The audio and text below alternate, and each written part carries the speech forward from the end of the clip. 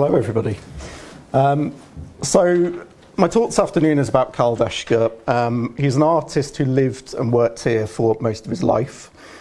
Is often mentioned alongside the recognised artistic formations of St Ives and wider Penwith, yet has somewhat fallen off the edge of art history. So as Chris has said, I've recently submitted my PhD thesis last month, which is the first truly in-depth academic study of his life and work. So after 4 years of intensive research, it's great to be able to share at least some of that new knowledge with you all today. As we're reasonably tight on time, I'm going to aim to talk for around 45-50 minutes or thereabouts, and then offer a chance for questions at the end if you have any. I'm going to start today's talk by providing a bit of a chronological outline of Weschke's formative years and his journey to Cornwall, and then I'll talk about his life and work here, and then turn to look at several of his works in focus. So my thesis that has just gone in is nearly sort of 400 pages long or thereabouts. So this talk in comparison will of course be relatively whistle-stop in terms of Weschke's life and work. If you don't know Weschke, I hope that it will serve as a valuable introduction, and if you do, I hope that I can still offer you something new. Before I do all this though, and because I get asked this a lot, I wanted to give a very brief sense of why Weschke became the subject of my PhD in the first place. So in spring 2004, I was 16 years old, and I visited the exhibition Karl Weschke Beneath a Black Sky at Tate St Ives. So as a child who grew up here in Cornwall, my early knowledge of Cornish art and artists, for the majority, was informed by school trips to Tate St Ives. We were shown, for example, the sculptures of Barbara Hepworth, the drawings of Ben Nicholson, the paintings of Alfred Wallace. But when I visited Beneath a Black Sky, I hadn't heard of Karl Weschke before, and I probably wasn't alone in that. But that exhibition left an indelible impression upon me. To me, Weschke's paintings are distinctly different, yet they somehow felt more familiar to me. His works are somewhat haunting, their colours are muted, and curiously he favoured the figure, and he depicted scenarios such as isolated struggle in parched and barren Cornish landscapes. Of course, just like Weschke, I knew Cornwall all year round, not just in the sort of hot flash of its congested summers. Although I'm not sure there is a tourist season anymore, it just seems to be relentlessly solid at all times. And those, of course, those unforgiving winters, the gloom of which I think is only truly known to full-time residents. So I've since built a career as a curator and an art historian, and throughout this it always baffled me that Weschke was completely forgotten about. You know, you had to do a bit of work to see a Weschke. And this coming February, can you believe, will mark 20 years since that mini retrospective at Tate St Ives. And other than a very small selling exhibition in London in 2016, there's been no other exhibitions of Weschke's work. His legacy has indeed suffered a severe lack of engagement. So 2018, I thought, right, I'm going to apply to do a PhD. And as I said, that has just been submitted. So Weschke was born in Tauben-Pressköln in Germany in June 1925. It was a small village then, but it's since been swallowed up by the city of Gera in a way. He was born into poverty, and at the age of 2 he was placed into a state-run children's home, and he remained there until the age of 7. In the scant existing material on Weschke, we read how his mother was apparently uncaring, how she had earned her money as a prostitute, and that she had disowned her son. But my research, however, finds that none of this is true, and instead Weschke was placed in a children's home for a better start. The promise of regular meals for one, but also education as a certainty, and he wasn't alone in this. This is quite common in Weimar Germany. Weschke himself, as I found, described that he is actually very well cared for. He was often taken to the library and art galleries in Gera on a weekly basis.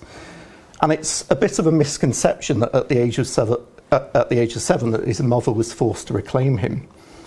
He had actually outgrown state care at the time, and she also had a slightly more stable job working on the railways. As for his father, Hermann Hanke, he was an anarchist freedom fighter who spent his life on the run, and Weschke met him only once, but we will return to him later. So Weschke found his first sense of belonging through the Hitler Youth.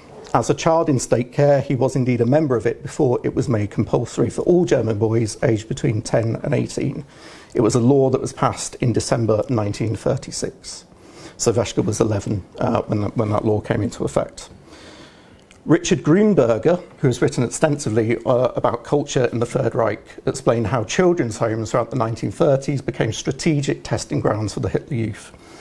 These children were a captive audience, and for example, boys in state care were given instruction on how to use dummy hand grenades. Gera, it is also worth pointing out, was considered a Nazi stronghold many years before they had come to overall power in 1933. So Weschke's formative experiences, his care, his schooling, were Nazi aligned at a time when that was not necessarily the case for children in other parts of Germany. In an obituary written in 2005 following Weschke's death, John le Carré, who is a friend of his, wrote the following: "Membership conferred pride, ambition, and provided Boy Scout fun. When Hitler visited Gera, young Karl managed briefly and triumphantly to ride on the running board of the Führer's limousine." Now, this is a very well documented, his visits to Gera are very well documented. I've not seen a young boy running up to his limousine, I'm afraid. By process of elimination, though, I'm certain that this was Hitler's visit to Gera on the 17th of June 1934, which was just 10 days after Weschke's 9th birthday. And interestingly, and what was important there, was Hitler gave a speech in Gera that day that outlined the need for a reformation in art and culture. So at the age of 18, Weschke's time in the Hitler Youth was of course over, and by 19 he had joined the Luftwaffe to train as a rear gunner. Weschke saw this as an opportunity to rise above both his past and his class, and his main goal was officer status. This is the thing that he really wanted. And on screen is a very rare thing indeed, and it's a photo that's taken of Weschke in 1942, and he's wearing the uniform and insignia of a flight and paratrooper private first class. Although he trained in the Luftwaffe, I have found absolutely no evidence to suggest that he saw any action in the air, but he was definitely involved in combat on the ground. He was stationed in a number of places, to include northern France, where at the age of 20 he saw the sea for the first time, and in the Netherlands when he was captured by Allied troops in August 1945. After spending 3 months in a Dutch hospital with various injuries and severe mental exhaustion, he was brought to Britain as a prisoner of war. So Weschke spent his first 2 months in the United Kingdom in a hospital just outside Glasgow. Once considered well enough, he was taken to his first prisoner of war camp and housed in a converted stable block at the racecourse in Chepstow. It was there that he was interrogated as a means of assessing whether he could be re-educated. And he was given a C+ categorisation, which meant that he was deemed uncorrectable. And he was therefore sent back to Scotland to the notorious Camp 165 Watton in Caithness. The camp was the most remote, secretive and feared, and it detained those that were considered the most hardline Nazis.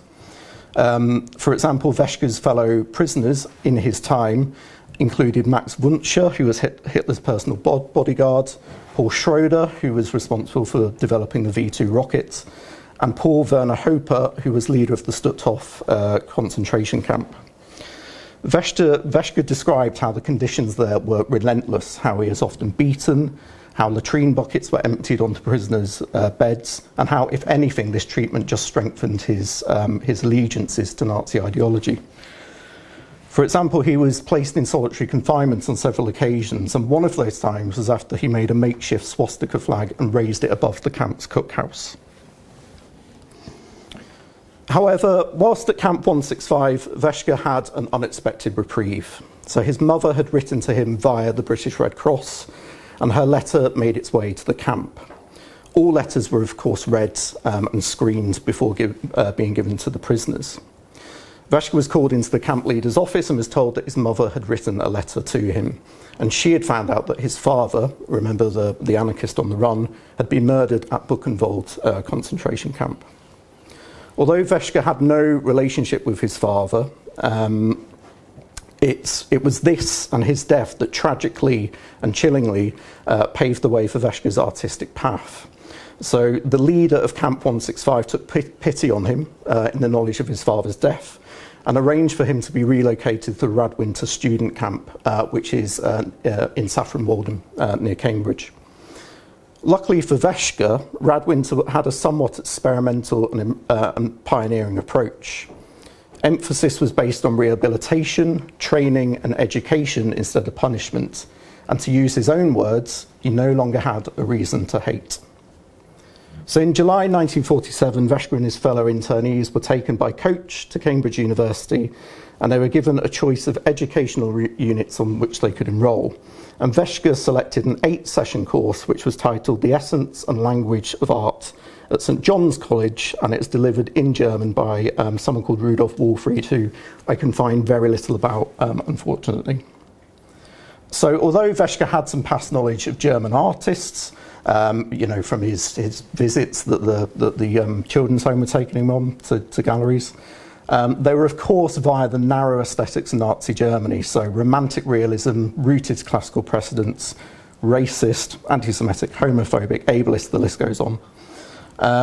The art that he knew was a demonstration of the so-called blood and soil, and Wolfried introduced Weschke to many of the artists that were classed as degenerates by the Nazis and therefore were mostly denied to him. And these painters included Oskar Kokoschka, who coincidentally relocated to Cornwall and lived in Polperro in the 30s, Max Beckmann, and others to include Kati Kollwitz and the sculptor Ernst Barlach. And on screen is a very rare thing indeed. It's a sculpture that was made by Weschke at Radwinter. It's titled Deutschland 1946, but it's actually made in 1947, the title referring to the hopeless position of Germany after the war. Although I have no firm proof of this, I tend to read the male figure as Weschke's father and the child clinging onto his leg as Weschke himself. I certainly feel that it suggests this sense of a lost fatherland. Apparently, or so I was told, this is made from clay dug up from the ground at Radwinter. But after talking to a number of clay practitioners, they're not so sure about this. It sort of seems too clean for that to be the case. Could have been processed, I don't know. Also at Radwinter, Weschke met a Quaker called Bessie Midgley, and seeing his talent, she would provide him with art materials, so that's possibly another source. He even made a war memorial out of wood, a sort of crucifix form, but I've been unable to track that down, unfortunately. One of the most bizarre episodes of Radwinter, though, was Weschke's contact with the notorious Tom Drberg MP. So I felt it was important to talk a little about Tom Drberg this afternoon, as I've come to see him as somewhat instrumental in Weschke's transition from prisoner of war to civilian or registered alien, as he actually was. Drberg had introduced Weschke to various interlinked social circles that would change the course of his life. So Radwinter ran a theatre for internees, and Drberg was often invited to watch their plays. Bessie Midgley, who was a friend of his, hence the invitation, but he was also a vocal champion for education in the prisoner of war camps. In one of these plays, Weschke played the female lead, and an impressed Drberg asked to meet him. For those of you who are not familiar with Drberg, he made no secret of his homosexuality, even when it was illegal, and he is very much known to maintain questionable company. So, for example, he knew the Cray twins, he attended parties organised by them, and to quote his biographer Francis Ween, where rough and compliant East End lads were served like canapes.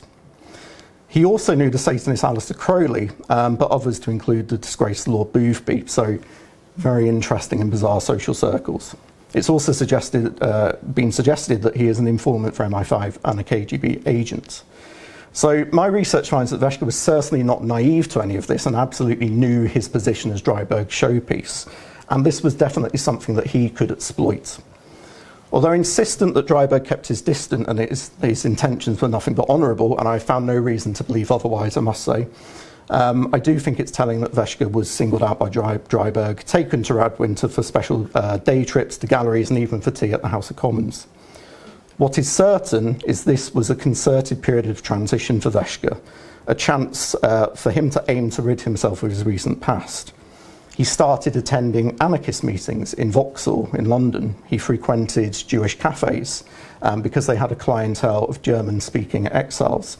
And he became friendly with Communist Party members, so you get the idea. He's trying to realign himself. It was also through Drberg that Weschke would discover Soho, and he would drink in many of its bars and its clubs, and this included the Colony Room, the Café de Paris, and the significance of that will be explained in my next slide. Weschke was released from prisoner of war status in April 1948, and as a newly registered alien, he picked up bits of work here and there, and in 1949 he enrolled at St Martin's School of Art to study sculpture.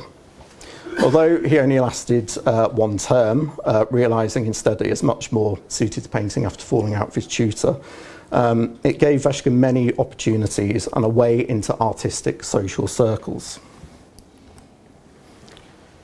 So it was at St Martin's that Weschke met members of the Borough Group, the painter Dorothy Mee being a significant example, and he was socialising with artists who were taught by or from or part of the circle of David Bomberg. An article by Kate Aspinall describes Bomberg as one of the most influential teachers of the post-war period, and I sort of tend to agree with that as well.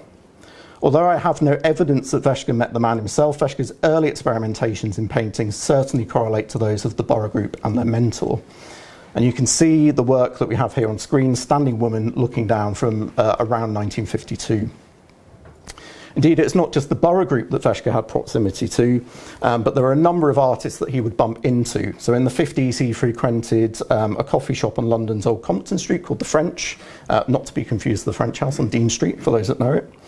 And artists such as Lucian Freud, but other cultural figures such as Quentin Crisp were regular faces in that cafe. He also worked for some time as a bouncer at the Esmeralda's Barn Casino in Knightsbridge, which was later owned by the Krays, so there's another connection. But Francis Bacon and Lucian Freud were regulars there, an arena for their gambling habits, their notorious gambling habits. And then in the winter of 1953, Weschke found himself work as a lion feeder's assistant at the Bertram Mills Circus Olympia. And on screen, I managed to track this down on eBay, believe it or not. This is a copy of the leaflet issued at the time when Weschke worked there. And it might seem odd, like why on earth would Weschke be employed as a lion feeder's assistant? But in reality, this was because the big cats, both lions and tigers, as you can see, were from the Swiss Circus Knie, and they took their commands in German. So it was therefore this potentially life-saving consideration that he could communicate with them in German. Weschke described how at feeding time the big cats would become terrifyingly frenzied, and it was his job to prepare the meat and make sure there's enough of it, handing it to the lion feeder quick enough for things not to turn nasty. It was also at this time that, quite by chance, Weschke first met the artist Brian Winter at the Café de Paris, which is beside Leicester Square and still there, I think. Weschke would often visit the club in the 50s because not only was it a regular haunt for the new artistic community that it found himself in, it hosted the familiar names familiar to him from his German childhood. So Marlene Dietrich and Josephine Baker both performed there at the start of the 50s. Winter gave his details to Weschke, and the two kept in touch. In 1954, Weschke spent 9 months in Sweden with his then girlfriend, but then returned to the UK, where he was briefly employed by the Forestry Commission in Scotland. It was from Scotland that he wrote a letter to Brian Winter asking if he knew of any places to live, because he wanted to become an artist. And in 1955, Weschke moved to Zena.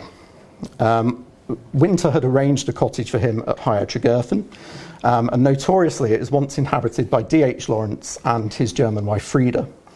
Winter lived at the Cairn on the hill above and introduced Weschke to the artists of St Ives and wider Penwith.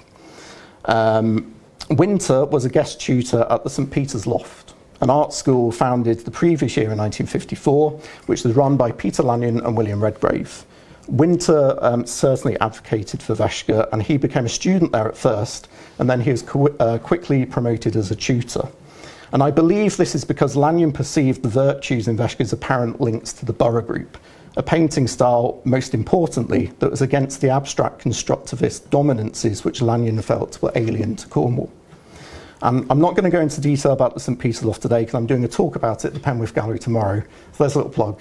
5:30 tomorrow. Tickets still available, I think.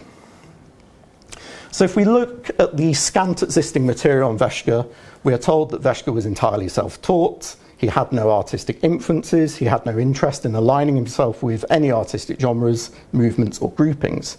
And my thesis certainly proves the opposite. I mentioned how he became involved in the St Peter's Loft, but also he became a member of the Penwith Society of Art on the 26th of February 1957, coincidentally the same day as Janet Leach, and there's a really nice article about both of them becoming members together. And I'll return to this point later, but Weschke was also a studio holder here, as Chris has said, for 10 years between 1983 and 1993. So as you can see, this is hardly the behaviour of someone who wanted nothing to do with the art and artists of Cornwall. It is worth remembering that until his lessons at Cambridge, Weschke's understanding of art was very narrow, and therefore the early to mid-1950s saw Weschke actively seeking to further his knowledge. Before he moved to Cornwall, for example, he would visit exhibitions such as Sculpture in the Open Air in London. And when he moved to Cornwall, Brian Winter would often offer him lifts up to London to see exhibitions when he was going up there. One such example they saw together was 100 Years of German Painting, 1850 to 1950, which was held at Tate in 1956. And this gave Weschke the opportunity to view major examples of the so-called degenerate works from his home country in the flesh for the first time. Most significantly, the paintings of Carl Schmidt-Rottluff, Lovis Corinth and Max Liebermann, all of which remained influences throughout his life. So Weschke remained in Zena for 5 years before he made the move to Cape Cornwall in 1960. Zena, although at somewhat of a distance from St Ives, had a strong artistic community. We already know of Winter, but of other artists such as Sandra Blow lived next door at Harwich Gerfen for a year in 1957. Trevor Bell lived there for some time as well. But Weschke's closest friend in this period, however, was the poet W.S. Graham, who lived at nearby Gurnard's Head in the old Coast Guard house. In the course of my research, I've been able to read many letters between Weschke and Graham, and they offer a real sense of the difficulties of their life in that corner of West Cornwall. So long walks to buy paraffin to fill their lamps, which was their only source of light, borrowing food and cigarettes off each other when money was tight, and constantly battening down the hatches against the elements. The weather is this consistent theme in these letters. They actually first met when W.S. Graham turned up at Weschke's cottage unannounced one evening. He knocked on the door, the two got on famously. Weschke would also get unexpected visits from tourists, particularly American D.H. Lawrence fans, who were keen to see where Lawrence once lived and where Lawrence was planning his utopian commune. So I've given you a sense of how Weschke came to be in Cornwall, the circles in which he operated in the mid to late 50s. I wanted to now look at a couple of the works in the 50s in detail, and then I'll pick up on that move to Cape Cornwall in 1960 after. So we've already seen Weschke's painting Standing Woman Looking Down from 1952, circa 1952, and we're finally, at last, getting into the work made here in Cornwall. So when he arrived in 1955 to the end of the decade, Weschke's paintings are very much indicative of an artist finding his feet and exploring his position in his new location.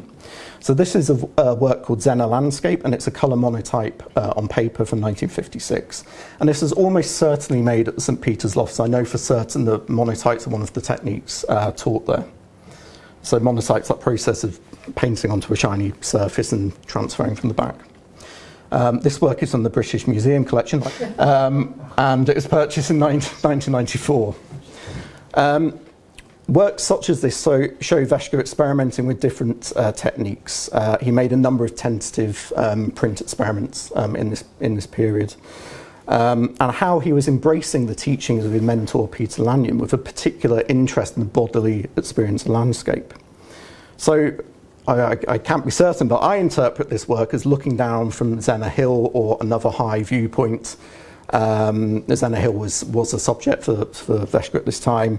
And what we're seeing here is this sort of patchwork of fields. I'm going to explain more about this in my talk about St Peter's Loft tomorrow, but Lanyon would often take St Peter's Loft students out into the Porthmeor landscape in order to demonstrate its unique topography and to allow his students to find new perspectives. And here we can see Weschke's Blue Horse and Black Form from early 1957. So in 1956, Weschke visited an exhibition of the Italian sculptor Marino Marini at the Hanover Gallery in London. And Weschke was deeply impressed by what he saw, in particular Marini's riders on horseback. And this is, I believe, the first horse painting by Weschke, for that matter, a theme that he would then often return to throughout his career. It's worth mentioning here that the iconography of the horse and rider was ubiquitous in the transition between the Weimar Germany and Nazi Germany, and this would have been inescapable to him as a kid. The horse and rider was seen on sculptures, it was even seen on banknotes at the time. And next to Weschke's painting, we can see Horse in a Landscape by Franz Marc from 1910, and you can see the similarity here, that horse turned away from the viewer, looking out into a landscape, presenting us with the back of its neck. Marc was almost certainly one of the artists that Weschke would have been introduced to in Cambridge. Weschke's painting is obviously quite ominous in comparison. It's heavy and dark. At either side of that horse's neck are two black forms. One seems almost like this sort of swirling vortex form or an abyss. The other like a coppice of densely packed trees, maybe, or maybe the legs of another horse. In 1960, as already mentioned, Weschke moved to Cape Cornwall to a house high above the headland with views across the sea.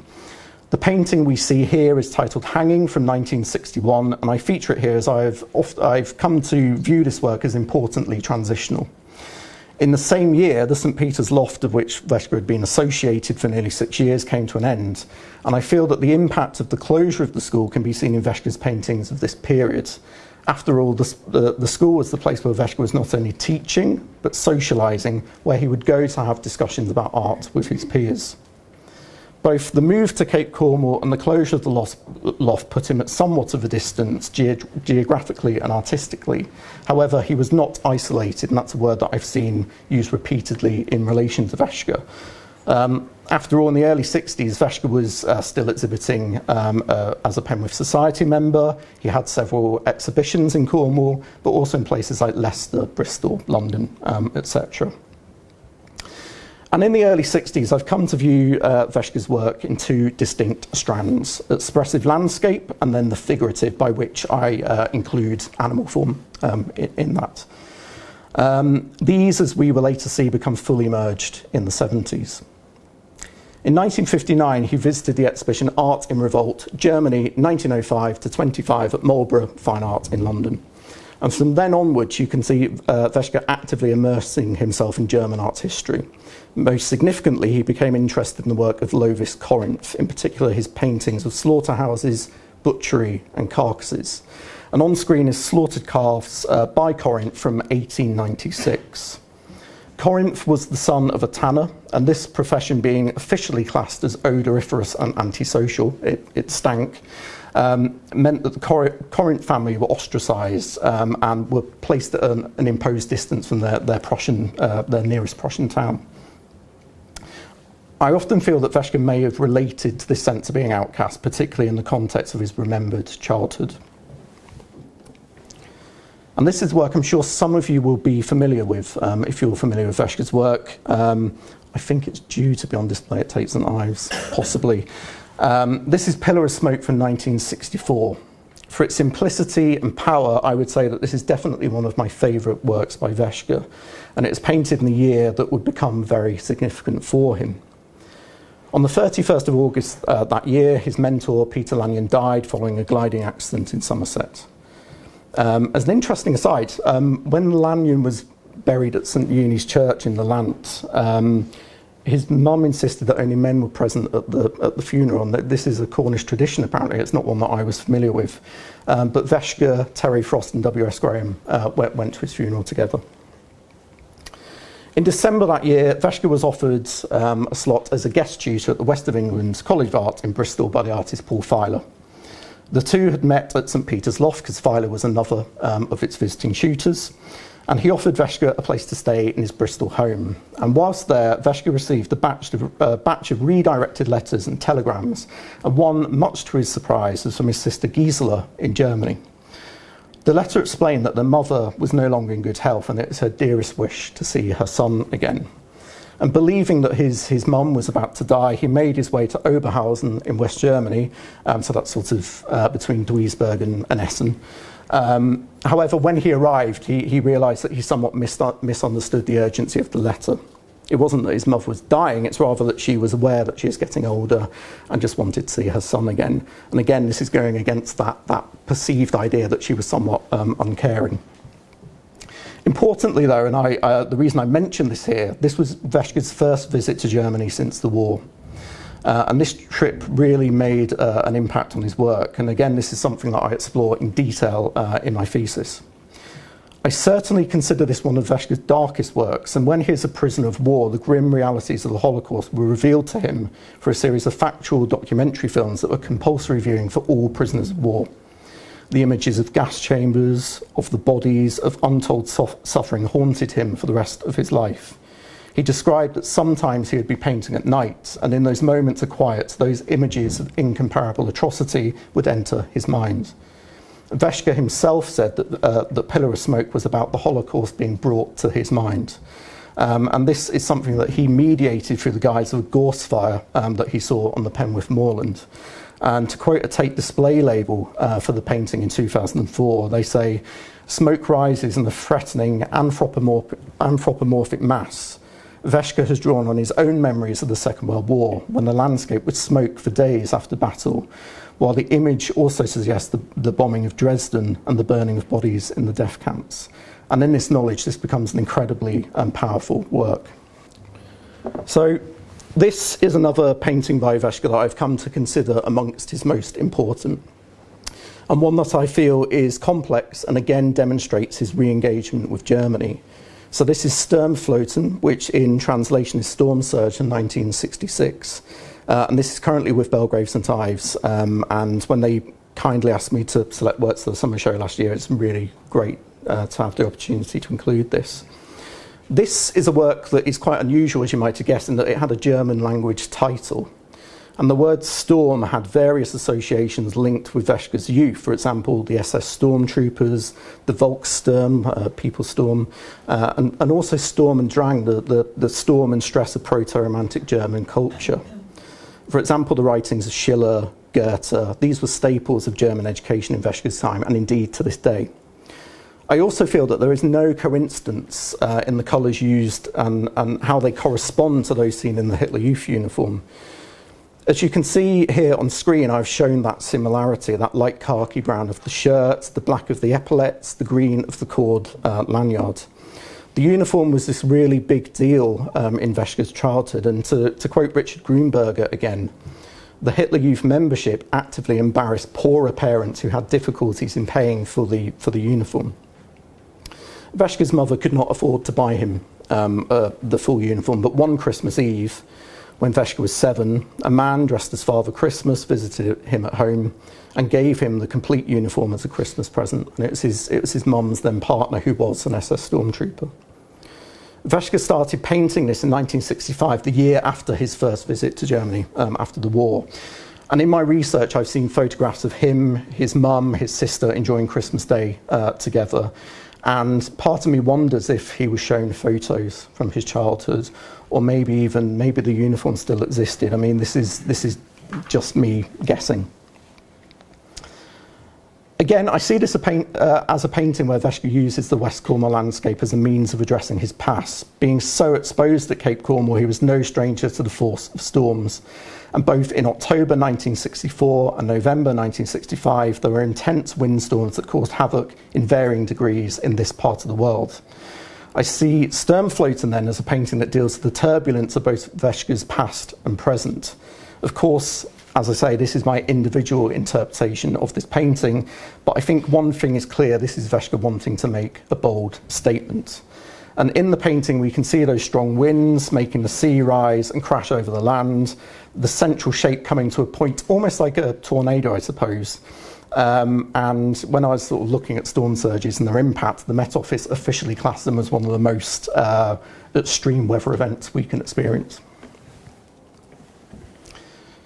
And in 1965, Weschke acquired his Borso Hound, Dankoff. He would become an important symbol in Weschke's painting, particularly as through the image of Dankoff, Weschke could deal with some of the most distressing episodes of his life. Dankoff became a stand-in for Weschke, a double. Weschke said that he felt that he never owned Dankoff, but instead the dog was a sort of housemate that would do its own thing. The fact Dankoff is a Borzoi is of further significance. As a young teenager, Weschke had fallen in love with an upper-class woman who walked around Gera with 2 Borzoi hounds. The dogs became a signifier of aspiration to him. And in 1996, Weschke reflected on this on a short text that was published in Art Review, an issue of Art Review, and he said the following: "She was outrageously charming. This splendid woman had a leash of 2 Borzois that were just as splendid, and I was allowed to befriend them. I was in love. Her 2 beautiful Borzois lived in another world. My hard and often brutal childhood made me want to be a part of this life, which I could only see from the outside." And if we jump ahead to the 1970s, I did say this would be a whistle stop, we can see how Dankoff became a stand-in for Weschke, but also how the themes of animal and landscape became cohesively fused. And this is Feeding Dog from 1976 to 77. And in that art review text mentioned in that last slide, Weschke also says the following, and I'm going to quote from him again here. "My splendid dog Dankoff. Somehow I felt I never owned him. We doppelgangered each other. We anthropomorphized. Not that he ever painted a picture, but he did help me free myself from my early life." So many of Weschke's early drawings, such as those made whilst he is a prisoner of war, are based around recollections of severe hunger, of being witness to violation and violence on the streets. Outside of his care at the children's home, Weschke would often go hungry, as indeed so many did. So remember, this is the Weimar Nazi transitional period. But he also remembered seeing people starving on the streets, fighting over food, etc. And one time he was so hungry as a kid that he stole an orange, but he had never eaten one before, so he ate it whole, apparently, with skin and everything like you would an apple. Feeding Dog, then, is a painting that is about the savagery of hunger. Of course, this is something he distinctly witnessed in close proximity as a line feeder's assistant. Dankoff stands beside the bludgeoned remains of a recent kill. He is baring his teeth and he is snarling in order to protect his food. There is a real sense of danger being played out here in the Cape Cornwall landscape. And then this is Body on the Beach. This is the painting that was painted immediately after Feeding Dog. It's from 1977 to 78. It took him around 8 months to paint, which is quite long for him. This one took a while. And to quote Weschke, this painting depicts a person in the ultimate situation of distress. And the body that we see here is Weschke's own. The figure is prone and bloated, and it's like a cadaver. It lies motionless on the sand, its skin turning from puce to brown, suggestive of decay. In 1977, Weschke went diving for lobsters off Priest Cove at Cape Cornwall. He got into difficulty and was forced to make an 120-foot emergency ascent. His body then washed up near the notorious Brisons rocks, if you know the area.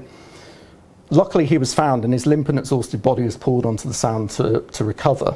He was left in a confused state, and to use his words, he felt like nothing like a piece of meat that was surrendered to the land. He thought he was going to die. Of course, and I'm sure this will come as no surprise to you by now, this painting, according to Weschke, also links back to his wartime experiences, in particular seeing dead bodies in the field of combat. Although certainly removed from Lanyon's abstraction, we do see the paintings, I do see the paintings that Weschke made in the 1970s as a continuation of Lanyon's teachings. In particular, that bodily experience of landscape that I've already mentioned, but also the body being part of the landscape, or in this case, being returned to it. Okay, so let's have a look at some works in the 80s. So this is Nude by the Window from 1981. Weschke actually started to paint this in 1979, so I'm therefore interested in this as a painting that bridges those 2 decades. This, when compared to the other figurative works I've shown you from the 1970s, might seem quite different. However, again, I see this work and others like it as firmly rooted to the visual language of the home country that he left behind. And you'll remember that I said earlier that Weschke was first enrolled at St Martin's in 1949 as he wanted to become a sculptor. And here you can see that I've placed Nude by the Window next to a work by Gorg Kleber titled Amazona from 1912. With the 2 works side by side, we can begin to understand what is often perceived as the slightly strange solidity of Weschke's nudes.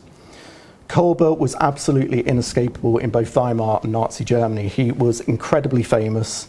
Images of his sculptures are widely shared in newspapers and magazines. And the publication on the life of sculpture, content and beauty in Gorg Kleber's work was used as teaching materials in schools, and it had 6 reprints in Weschke's childhood in Germany. He was the most successful German sculptor of the first half of the 20th century, and he was hailed, of course, as an example of what art should be, creating sculpture that embodied the concept of beauty aesthetically, and was therefore also championed by Hitler. My research shows that Weschke was actively engaging with figurative German art, both painting and sculpture, throughout the 1980s. But Kleber, in particular, I'm sure, would have been ingrained in his psyche. And I'm currently doing a bit of research with the Gorg Kleber Museum in Berlin, and they seem to think that this was on display in Gera when he was there as a kid. And talking to the staff there, it's really hard to convey quite how famous Kleber is. Like, not many people have heard of him here, but in Germany he was incredibly famous. I'm not sure we have an equivalent. So on the 22nd of August 1983, Weschke applied for a studio here at Porthmeor. He was allocated Studio 9, and he had it for nearly 10 years.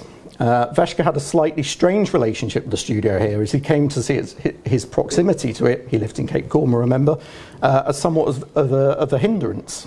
It would take him the best part of 50 minutes to drive over. In the winter months, he'd then need to light his wood burner to heat up the studio. That took another hour or so, maybe 2, and all of this before he felt he could comfortably start painting. I see Porthmeor, though, as an important strategic base for Weschke. It certainly enabled him to better align himself with the artists and artistic formations here in the town. And indeed, 2 years later in 1985, Weschke was included amongst the artists exhibited in the exhibition St Ives 1939 to 65 at Tate, curated by David Brown. The exhibition, especially in retrospect, is not without its flaws. It was a bit of a period piece. It presented this sort of falsehood of a slick unity here. But it is a really important boost to Weschke. His paintings, November Sea from 1973 and The Meeting from 1974, which is on screen here, were displayed. And then skipping forward slightly to the latter half of the 1980s, we see Weschke engaging with various mythological themes. One such example being this work from 1988 to 89, which is entitled Europa and the Bull. It was almost certainly painted here at Porthmeor, and if you're not familiar with the myth to which this painting is named, Zeus disguised himself as a bull in order to trick Europa and to steal her away from her homeland. Again, we can see how Weschke may have related to this, and indeed he began painting this following his return to Germany, to one of his trips there in the 80s. In May 1988, Television Southwest took him back to Gera when filming a documentary on his life, which was titled A Memory of Sweetness. And I have found that these paintings strongly correlate to developments in figurative painting seen in the western half of Germany at that time, where mythology was being drawn upon by artists such as Werner Butner and Martin Kippenberger to address societal and political issues connected to the Cold War. A few years earlier, in 1983, Television Southwest interviewed Weschke for another project, and he said, and I'll quote from him here, "I am a figurative painter. I started on the very semi-figurative end of expressionism, and now I have moved into a much more direct figuration." So this figurative impulse is something that is very much honed from the beginning of the 1980s and then dominates the decade. The 1990s, however, saw something different again, an engagement with Egypt.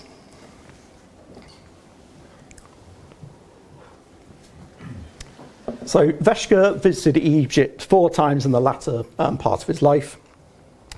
In 1990, 92, 97, and finally in the year 2000. He had long been fascinated by Egypt, and I have been able to trace this impulse back to his time in state care. On his frequent visits to the library, he discovered the adventure stories of Karl May, one of the most well-known and best-selling authors in Germany in Weschke's childhood.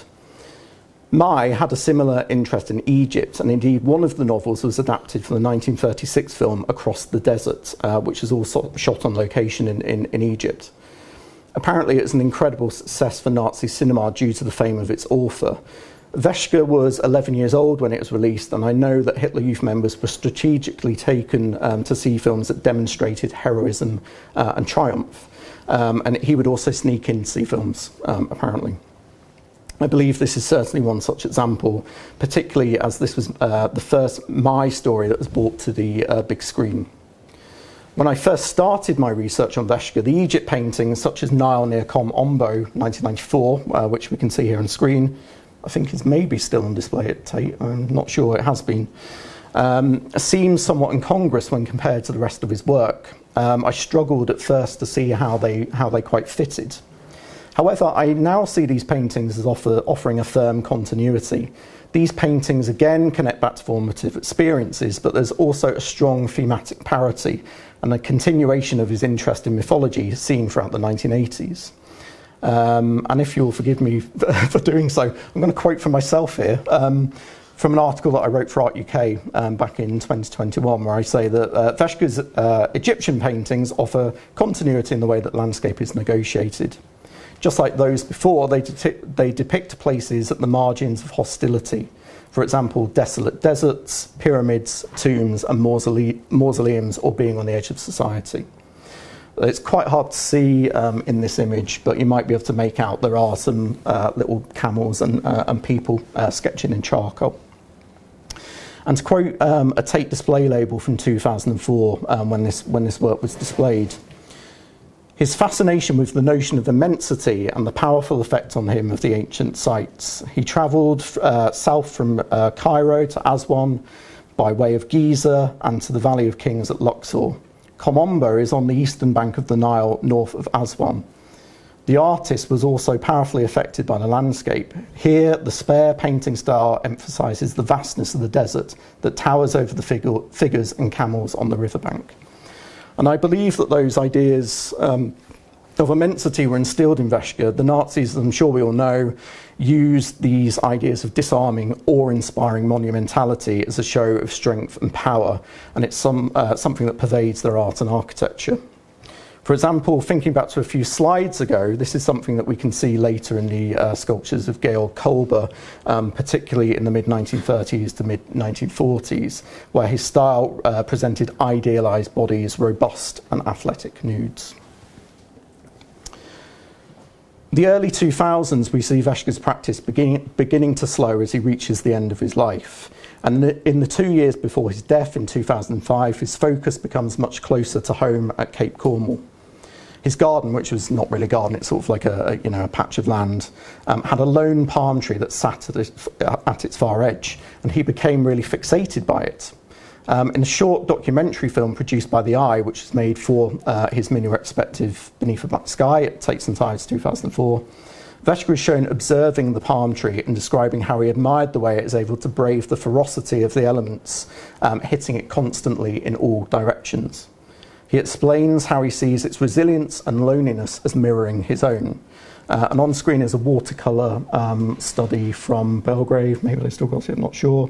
Young Palm Tree in the Wind from 2003. This palm tree was to become Weschke's final subject. And as we see next to this is the front cover of the booklet for his memorial service.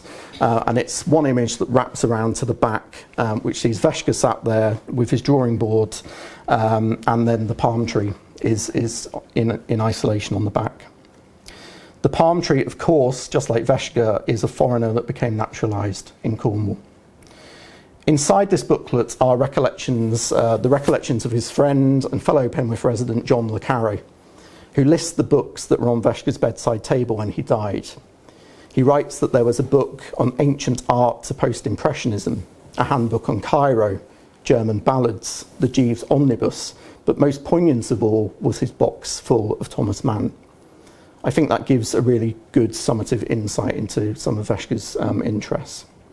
To me, this selection presents Weschke as someone who is all times conscious of his German roots, an artist of wide-ranging influences, a man who was displaced but came to feel at home here in Cornwall.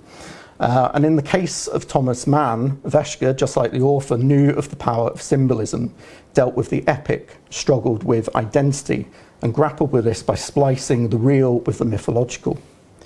To quote the words of Thomas Mann, time calls, time clarifies, and I think this could easily describe Weschke's artistic journey.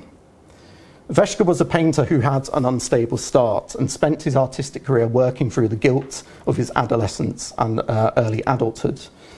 The Penwith landscape became the means of navigating the complexities of his life. And as I said at the beginning of my talk today, I'm only able to share a sample of my findings with you, but there is much, much more to come. The submission of my doctoral thesis last month does not mark an end, but really it marks a beginning. And I hope that my research will enable Weschke's work and legacy to become much more visible. Thank you.